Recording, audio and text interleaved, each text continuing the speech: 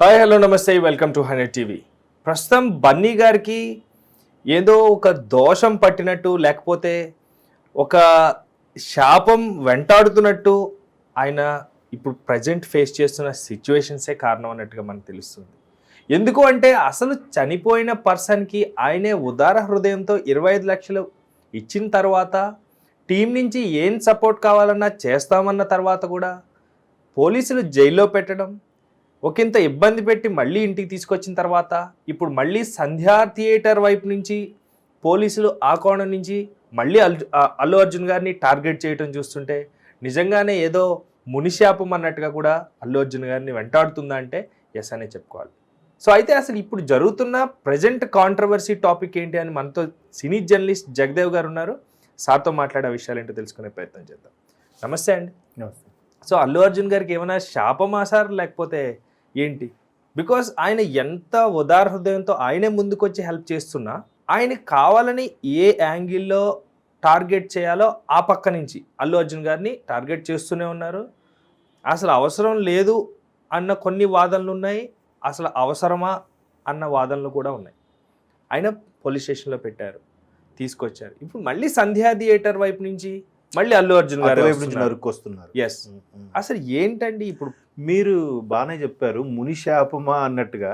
కానీ నాకు మాత్రం ఇది వరంలా అనిపిస్తుంది. ఎందుకంటే నిన్న మొన్న ఎక్కడో న్యూస్ చూశాను, వైరల్ అవుతున్న అంశం కూడా. బన్నీ గారు అరెస్ట్ అయిన తరువాతే కలెక్షన్స్ పెరిగాయి. ఎస్, 1407 కోట్లు. మరి కదా, మళ్ళప్పుడు అది వరమే అవుతుంది కానీ శాపం ఎందుకు అవుతుంది?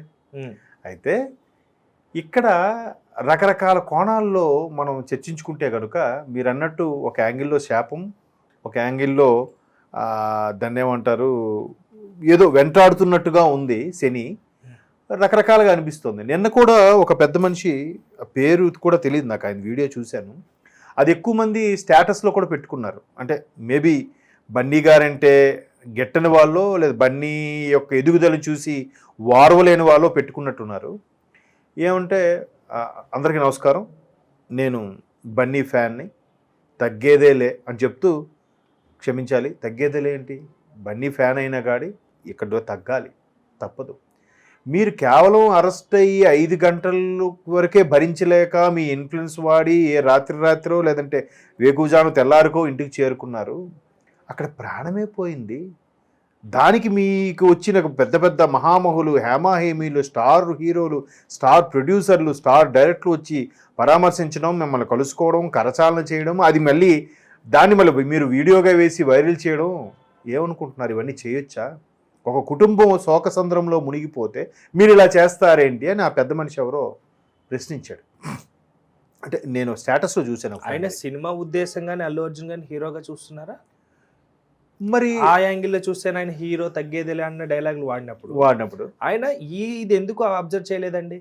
సినిమా సక్సెస్ మీట్ పెట్టారు, ఇప్పటి వరకు పెట్టలేదు. మరి రెండు బేరీ చేసుకొని కదా మాట్లాడాలి. ఇప్పుడు ఆయన బన్నీ అనే ఒక్క మనిషి అన్నట్టు మాట్లాడితే యాక్సెప్ట్ చేయొచ్చు. అంటే ఆయన అనేది ఏంటంటే, మీరు ఏదైతే మీకు పరామర్శకు వచ్చి అందరూ పలకరిస్తున్నారో దాన్ని మళ్ళీ మీరు వైరల్ చేయడం ఎంతవరకు కరెక్టు?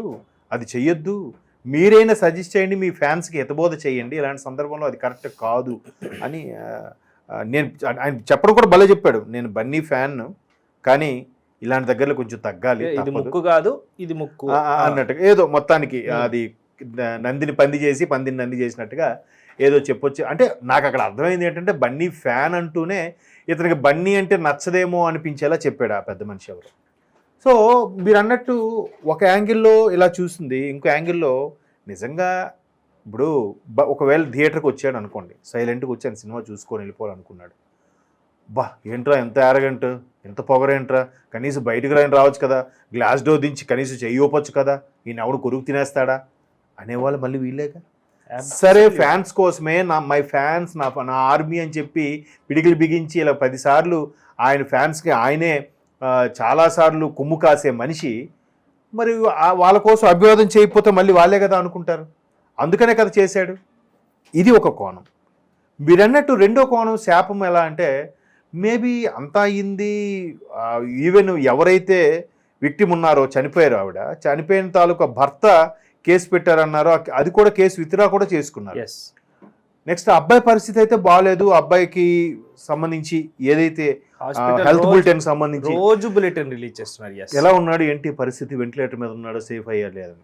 అయితే ఇంతకుముందు చెప్పినట్టు మీకు ఆ పెద్ద మనిషి ఎవరో వ్యంగ్యంగా మాట్లాడాను కదా, అక్కడ కూడా ఆయన ఏమంటాడంటే, ఈ కేసు ఉంది కాబట్టి నేను అబ్బాయి దగ్గరికి వెళ్ళలేకపోతున్నాను అని మీరు చెప్తున్నారు బన్నీ గారు.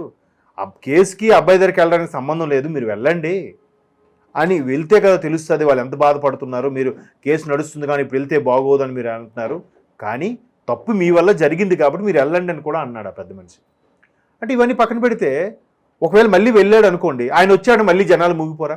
అది హాస్పిటల్, మళ్ళీ సౌండ్స్ అక్కడ ఇరగొడతారు, తగలబెడతారు. పొరపాటున బన్నీ వచ్చాడని ఎవరైనా ఎలా చేయకపోతే అంటే హాస్పిటల్ అట్మాస్ఫియర్ అంతా చెడగొడతారు. అది ఇంటెన్షనల్ గా కాకపోయినా జరగొచ్చు. బికాస్ అక్కడ చాలా సాఫ్ట్ థింగ్స్ మొన్న చిక్కడపల్లి స్టేషన్ దగ్గర కూడా మొత్తం ఆ జంక్షన్ లో ట్రాఫిక్ జామ్ అయిపోయిందంటే. ఇప్పుడు ఆర్ఆర్ఆర్ రిలీజ్ కేగా, ఆర్ఆర్ఆర్ కాదు మన దేవరాకే కదా, ఎంత పెద్ద హోటల్ అండి, ఎంత పెద్ద హోటల్, ఎంత పక్కన ఉంటది, ఎంత కాస్ట్లీ. జనరల్ గా కూడా మనం పోవాలంటే ఆలోచిస్తాం. అలాంటిది ఏం చేశారండి, మొత్తం స్మాష్ చేశారు. అవును, కొన్ని లక్షల రూపాయల. సో ఇక్కడ మనం ఎందుకు ఈ కోణంలో కూడా పోలీసులు ఆలోచించి కావాలని ఇరికించారా అన్నట్టు కూడా కొంతమంది ప్రశ్నిస్తున్నారు, అడుగుతున్నారు. మేబీ అంటే ఇలా చేయడం వల్ల రేపు